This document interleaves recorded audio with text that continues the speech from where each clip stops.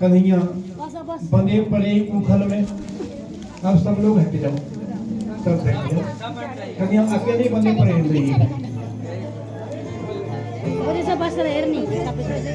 एक यशोदा मैया बन जाओ, एक नंद महाराज बन जाओ। और यहाँ के खड़े हो, एक नंद महाराज और एक यशोदा मैया यहाँ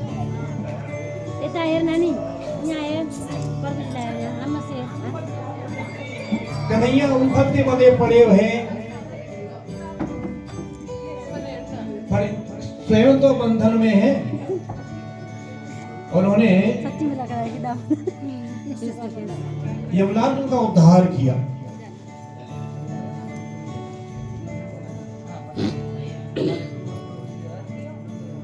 तो दो वृक्षों के बीच में होके निकलेंगे वो। खड़े हो जाओ, वृक्ष दो वृंदावन के वृक्ष भी कोई साधारण नहीं होते। वृक्ष बनने में सम्मान रखिए। वृंदावन के वृक्ष भी साधारण नहीं है।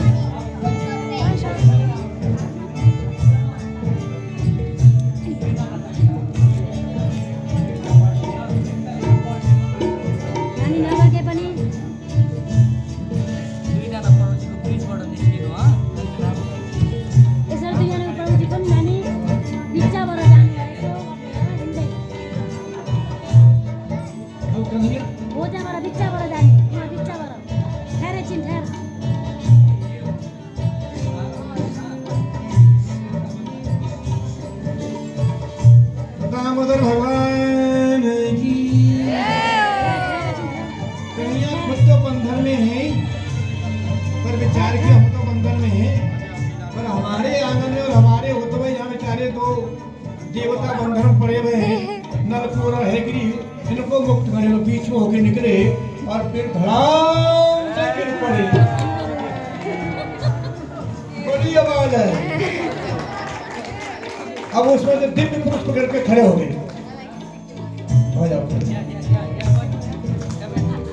और दामोदर भगवान बस ऐसे ही उन पेड़ों के बीच, पेड़ों के पास भी ऐसे ही बंधन में पड़े हुए। जब पेड़ों की भारी आवाज हुई तो सभी ब्रजवासी ने विचार किया, अरे भाई इतनी आवाज कहाँ से आई? कोई ऐसा उल्का पात तो हुआ नहीं, और पृथ्वी में ऐसा कुछ भूचाल नहीं हुआ। ऐसा तो कुछ हुआ नहीं, पर इतनी विशाल और इतनी विशाल पुराने वृक्ष जो वर्षों से, है ना, सैकड़ों वर्षों से वृक्ष खड़े हुए हैं, और इतनी विशाल वृक्ष अचानक कैसे गिर पड़े? सभी दौड़े दौड़े आ रहे हैं। तब तक उन लोगों के आने से पहले, ब्रजवासियों के आने से पहले ही जो उसमें नलकूबर निकले ना वृक्ष में से, नलकूबर और मणिग्रीव, नलकूबर और मणिग्रीव देवता थे नहीं। अब देवता दोनों भगवान के हाथ जोड़ के प्रार्थना करने लगे, हे प्रभु आप बड़े कृपालु हो, जो हमको दर्शन दिया, यद्यपि मैं तो दर्शन के, हम तो दर्शन के योग्य कोई थे नहीं, हम लोग पाप ही पाप किए थे प्रभु, हम बड़े पापी हैं, पर आपने हमको दर्शन दिया प्रभु। ये हमारे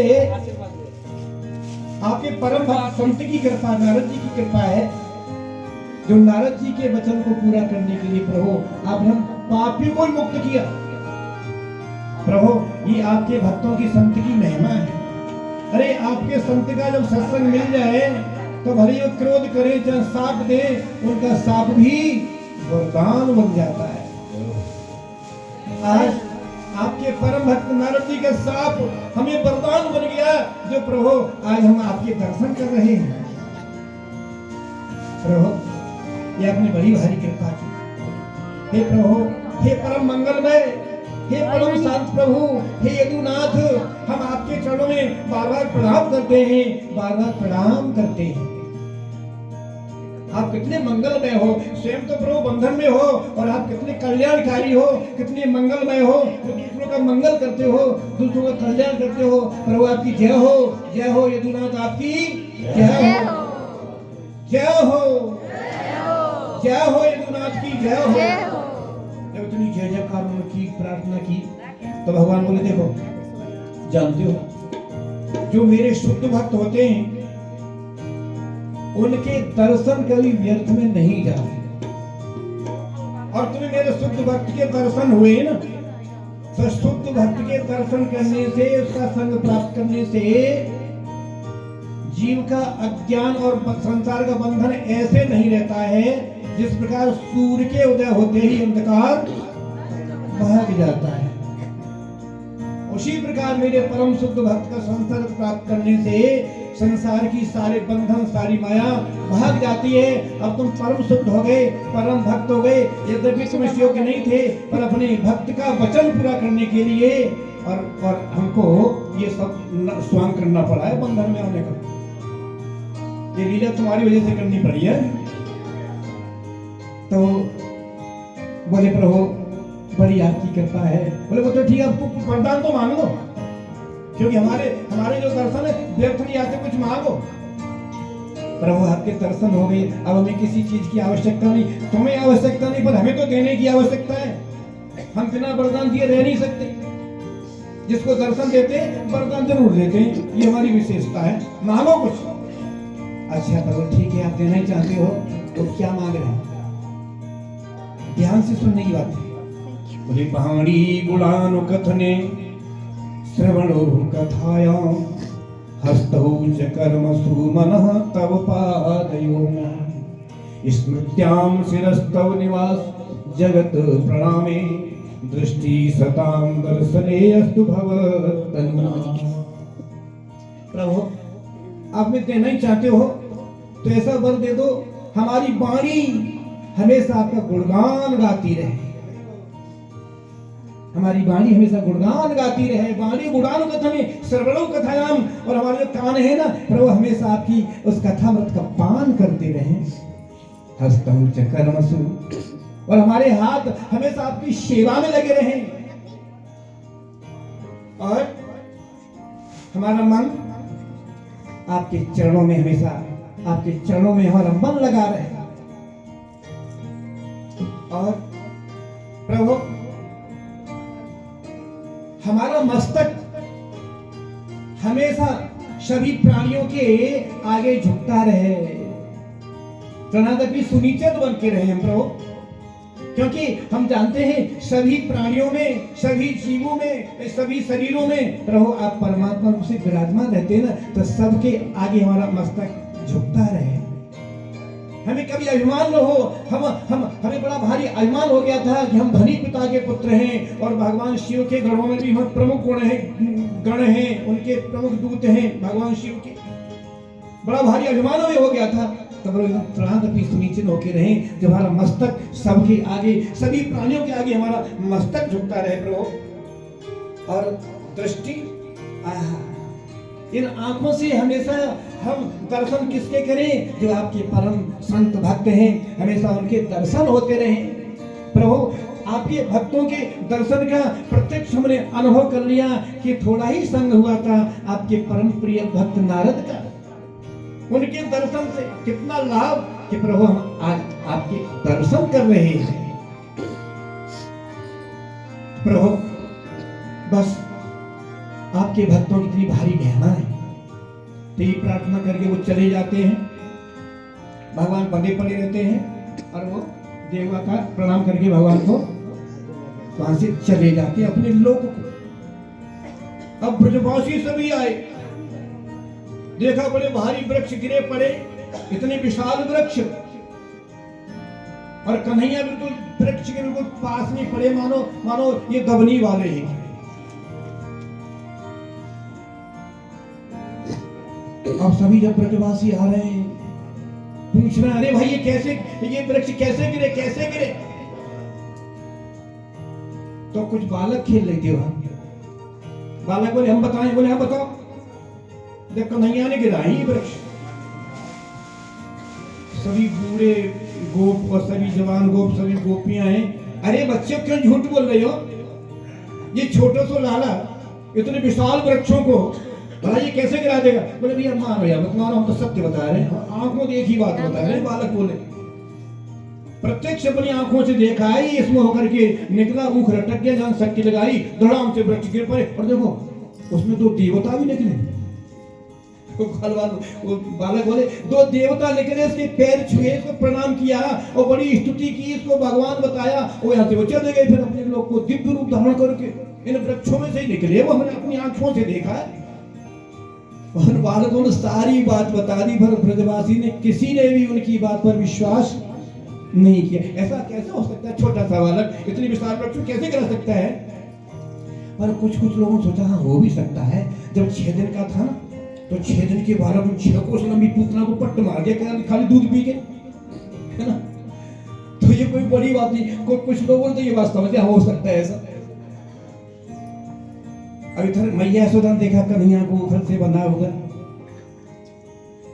बस मैया तो बड़ी एकदम भयभीत हो गई है, भगवान मैंने कितना आज गलत काम कर दिया, मैं कैसी बताओ कितनी दुष्टों जो पर कन्हैया को उखल से बांध के डाल दिया, और इसके ऊपर ये वृक्ष गिर जाते तो मेरे पास क्या रहता, फिर मेरा लाला को मिलता क्या?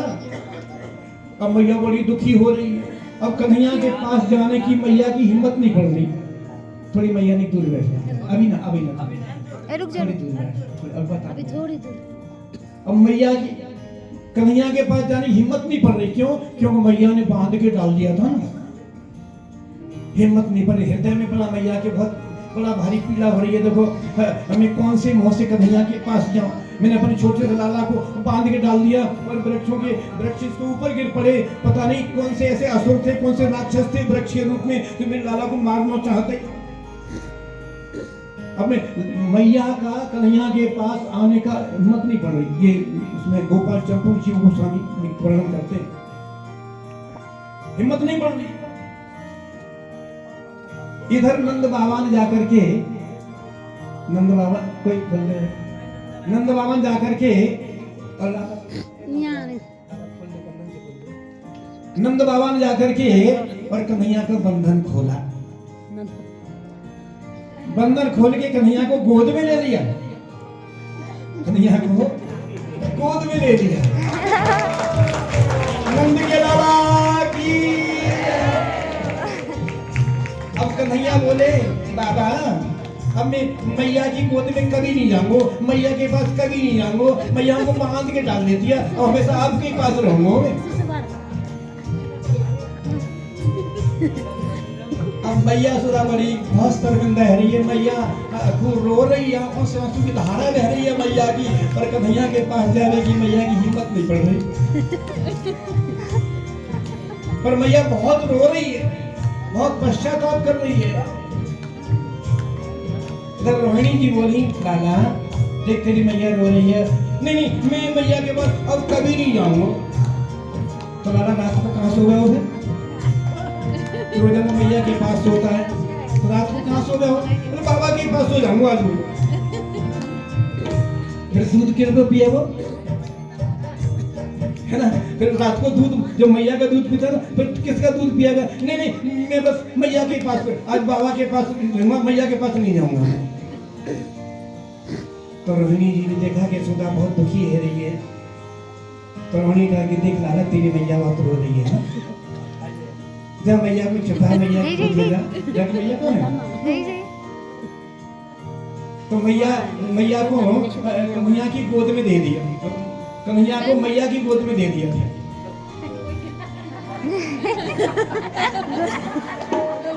यशोदा नंदन मैया लाल की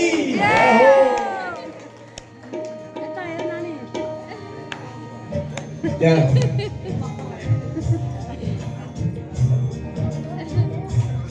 अब रोहिणी ने जब यशोदा मैया की गोद में दे दिया, मैया की आंखों से आंसू आ रहे हैं, पर कन्हैया ने अपने नन्ही नन्ही हथेली से मैया के आंखों के आंसू पोंछे और अपनी पीतांबरी से आंसू पोंछ रहे। मैया मैया, और मैया तो बस कन्हैया हृदय से लगा कि गदगद हो गई। नीचे रखो, बोलो थक गई। तो ये भगवान ने थक गई, नीचे रखो। दामोदर लीला की मीठी रख रख। भगवान प्रेम के बंधन में ही आ सकते हैं। कन्हैया को किसी ने बांधा, केवल यशोदा मैया ने, और कोई कन्हैया को बंधन में नहीं डाला। भगवान आगे में कोई जीत सकता ही नहीं। भगवान को जब जब जीता है तो उनके भक्तों ने जीता है ना। भगवान ने महाभारत के युद्ध में शस्त्र उठाने की प्रतिज्ञा कर दी, शस्त्र नहीं उठाऊंगा, लेकिन अपने भक्त भीष्म पितामह के सामने, है ना, इतने बलवान, इतने अपने वचन को, अपने प्रतिज्ञा को निभाने वाले अपनी प्रतिज्ञा को तोड़ दी और शस्त्र उठा लिया। तो ये भगवान की भक्त वसंता है। जो सुख यशोदा मैया ने प्राप्त किया उस सुख को कोई प्राप्त नहीं कर पाए। सुखदेव गोस्वामी कहते राजन, ये सुख न तो कोई कितना ही कोई ज्ञानी हो जाए, सारे वेदों को शास्त्रों को कोई ज्ञानी हो जाए, चाहे कितना बड़ा योगी हो जाए, चाहे कितना ही महान तपस्वी हो जाए, पर जब तक मैया यशोदा जैसी गोपियों जैसी भक्ति नहीं आएगी तब तक कन्हैया को वो प्राप्त नहीं कर सकती। कन्हैया लाल की जय हो, यशोदा की जय हो। इस तरह ये उखल वंदन की लीला हुई। कौन पावे या को पावे, प्रेम नदिया की सदा उल्टी बहे धार। कौन पावे या को पावे, प्रेम नदिया की सदा उल्टी बहे धार। आदि को में सोना हुई बात अनवेल, ब्रह्म निराकार रहो गोकुल में खेल। ओ ब्रह्म निराकार रहो गोकुल में खेल। नंद यशोदा की द्वार, नंद यशोदा की द्वार, प्रेम नदिया की सदा उल्टी बहे धार। कौन पावे या को पार, प्रेम नदिया की सदा उल्टी बहे धार।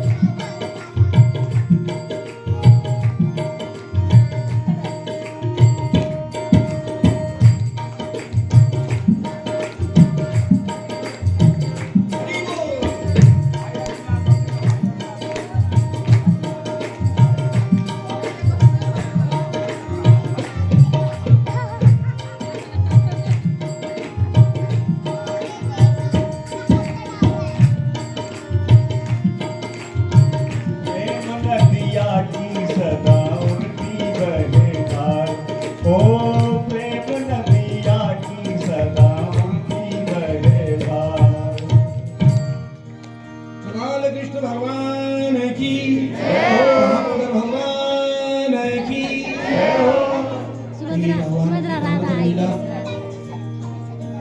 कार्तिक के महीना में हुई। तो आज भी सब वैष्णव भक्त चलो दामोदर